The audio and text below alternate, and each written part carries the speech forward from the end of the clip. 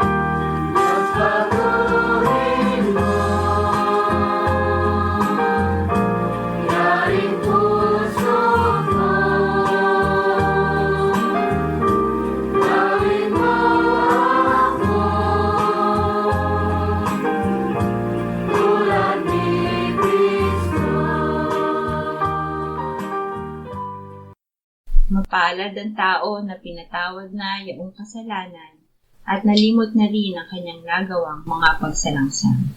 Mapalad ang taong sa harap ng Panginoon ay di na pinararatangan ng kasalanan, dahilan sa siya ay hindi nanlilinlang. Noong hindi ko pa na ipahahayag yaring kasalanan, sa buong maghapon ako'y nananangis sa matinding lumbay.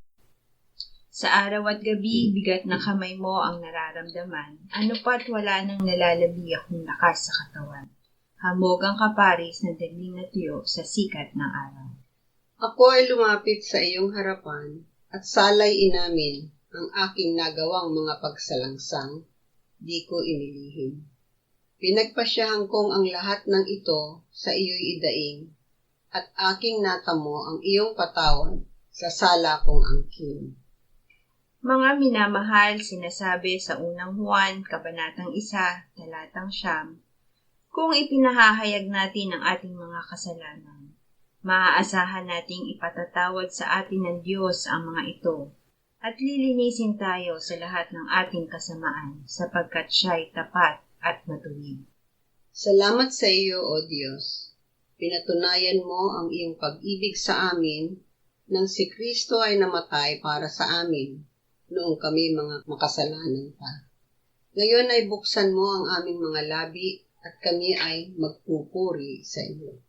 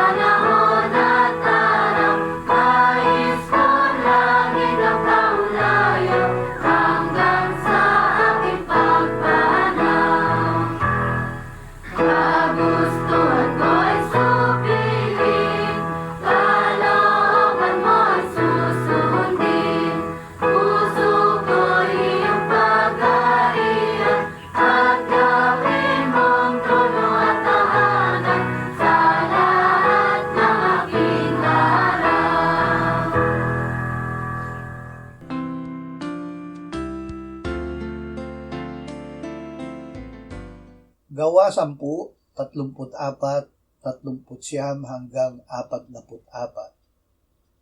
Nagsimulang magsalita si Pedro at kanyang sinabi, "Mga saksi kami sa lahat ng mga bagay na ginawa ni Jesus sa lupain ng Judea at sa Jerusalem. Siya'y kanila ring pinatay ng kanilang ibitin siya sa isang punong kahoy.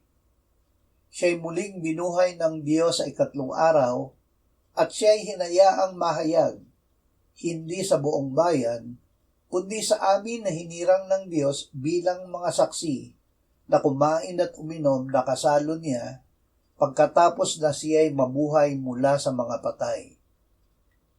Sa amin ipinagbili niya na mangaral sa mga tao at sumaksi na siya ang itinalaga ng Diyos na maging hukom ng mga buhay at ng mga patay. Siya ang pinatotohanan ng lahat ng mga propeta na ang bawat sumampalataya sa kanya ay makakatanggap ng kapatawaran sa mga kasalanan sa pamamagitan ng kanyang pangalan." Samantalang sinasabi pa ni Pedro ang mga salitang ito, bumaba ang Espiritu Santo sa lahat ng nakikinig ng salita. Ebanghelyo ang ipinahayag.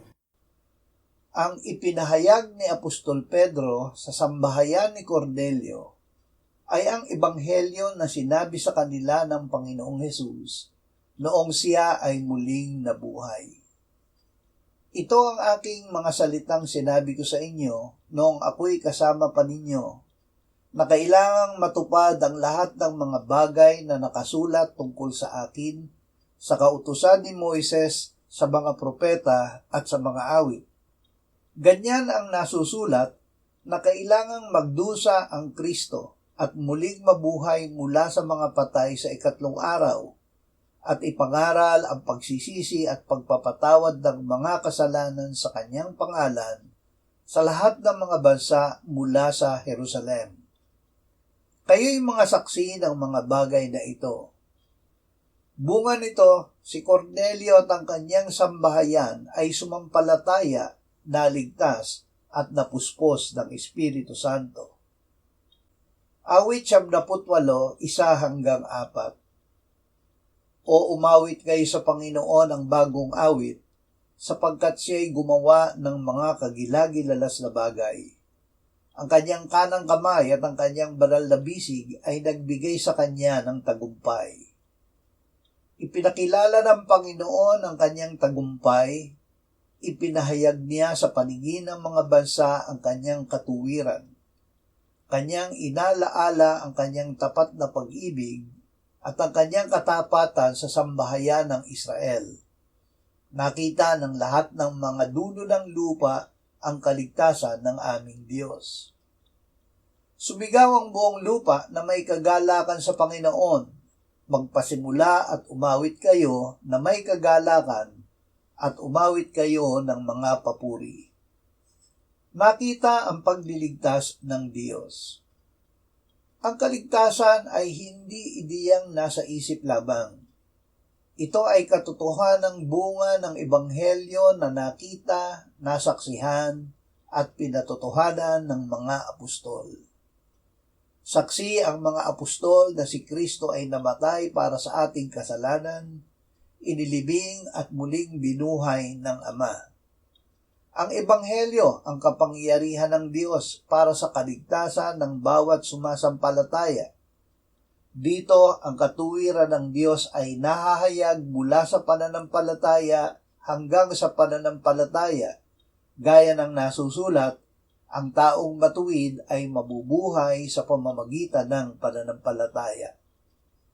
Kung ipahahayag mo sa pamamagitan ng iyong bibig si Jesus na Panginoon at sasampalataya ka sa iyong puso na binuhay siyang muli ng Diyos mula sa mga patay, ay maliligtas ka. Unang Juan 5:1-5.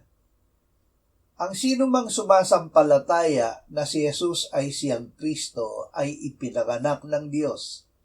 At ang bawat umiibig sa magulang ay umiibig din naman sa anak.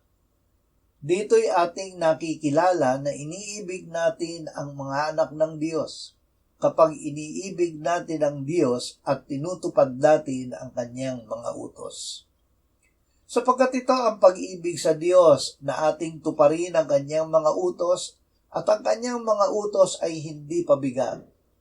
Sapagkat ang sino mang ipinanganak ng Diyos ay dumadaig sa sanlibutan, at ito ang tagumpay na dumadaig sa sanlibutan, ang ating pananampalataya. Sino ang dumadaig sa sanlibutan, kundi ang sumasampalatayang si Jesus, ang anak ng Diyos? Ipinanganak ng Diyos. Ang Ebanghelyo ay isinulat upang tayo ay sumampalataya na si Jesus ang Kristo, ang anak ng Diyos, at sa pagsampalataya ay magkaroon tayo ng buhay sa kanyang pangalan. Ang buhay na tinanggap ng mananampalataya ay buhay na walang hanggan na nasa Panginoong Hesus. Ito ay dahil nang siya ay sumampalataya, siya ay ipinanganak ng Diyos. Ang lahat ng tumanggap sa Kanya na sumasampalataya sa Kanyang pangalan, ay Kanyang pinagkalooban ng karapatan na maging mga anak ng Diyos, na ipinanganak hindi sa dugo o sa kalooban ng laman o sa kalooban ng tao, kundi ng Diyos. Juan 15:9-12. Kung paanong minahal ako ng Ama, ay gayon din naman minamahal ko kayo. Manatili kayo sa aking pagmamahal. Kung tinutupad ninyo ang aking mga utos, ay mananatili kayo sa aking pag-ibig, gaya ng aking pagtupad sa mga utos ng aking Ama, at ako'y nananatili sa kanyang pag-ibig. Ang mga bagay na ito ay sinabi ko sa inyo, upang ang aking kagalakan ay mapasa inyo, at ang inyong kagalakan ay malubos. Ito ang aking utos, na kayo'y magmahalan sa isa't isa, gaya ng pagmamahal ko sa inyo. Ang kagalakan ni Jesus. Ang kagalakan ng Panginoong Hesus ay dahil minamahal at nananatili siya sa pagmamahal ng Ama. Sinunod niya ang utos ng Ama na ialay ang kanyang buhay para sa ating mga kasalanan. Siya ay binuhay na muli at iniakyat ng Ama sa kanyang kanan sa langit. Sinabi niya na minamahal niya tayo kung paanong siya ay minamahal ng Ama. Makapananatili tayo sa kanilang pag-ibig, tangi sa pag-iibigan sa isa't isa. Sa paraang ito, mapapasa atin at malulubos sa atin ang kagalakan ng Panginoong Hesus. Ang kagalakan ng pag-akyat sa langit. Bago nagdusa ang Panginoong Hesus ay sinabi niya sa kanyang mga alagad, "Kayo sa ngayon ay may kalungkutan, ngunit muli ko kayong makikita. Magagalak ang inyong puso at walang makakapag-alis sa inyo ng inyong kagalakan." Sinabi ito ng Panginoon dahil ang paningin niya ay hindi lamang nasa kanyang kamatayan at muling pagkabuhay, kundi sa kaluwalhatiang ibibigay sa kanya ng Ama sa langit. Sinasabi sa sulat sa mga Hebreyo, pagmasdan natin si Jesus na siyang nagtatag at nagpasakdal ng ating pananampalataya, na dahil sa kagalakang inilagay sa kanyang harapan, ay tiniis niya ang krus, hindi inalintana ang kahihiyan, at siya'y umupo sa kanan ng trono ng Diyos. Isaalang-alang ninyo siya na nagtiis ng gayong pagsalungat ng mga makasalanan laban sa kanyang sarili, upang kayo'y huwag manghina o manlupaypay.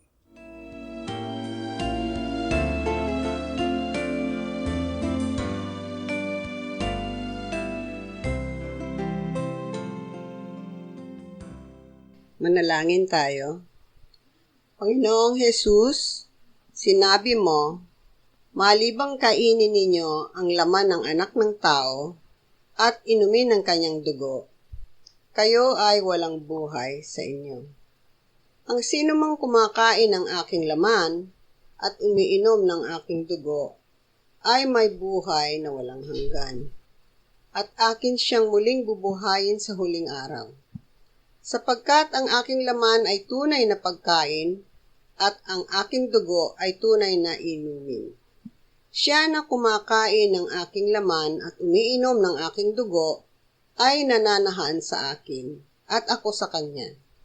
kung paanong buhay ang Ama na nagsugo sa akin at ako ay nabubuhay sa pamamagitan ng Ama. Gayon din siya na kumakain sa akin, siya man ay mabubuhay sa pamamagitan ko. Panginoong Jesus, aming tagapagligtas, tinatanggap ka namin sa oras na ito bilang aming tinapay ng buhay. Tinatanggap namin ang iyong katawan na ipinako sa krus na matay, inilibing, binuhay na muli at iniakyat ng Ama sa kanyang kanan sa langit bilang aming tunay na pagkain. Tinatanggap namin ang iyong dugo na nabuhos sa ikapagpapatawad ng aming kasalanan bilang aming tunay na inumin. Manahan ka at mabuhay ka sa amin upang kami ay mamuhay sa pamamagitan mo kung paanong ikaw ay namuhay sa pamamagitan ng Ama. Salamat, Ama. Salamat dahil kay Kristo. Kami ngayon ay nakapamumuhay kasama mo kaisa ng Espiritu Santo. Sa iyo ang lahat ng kaluwalhatian ngayon at magpakailanman. Amen.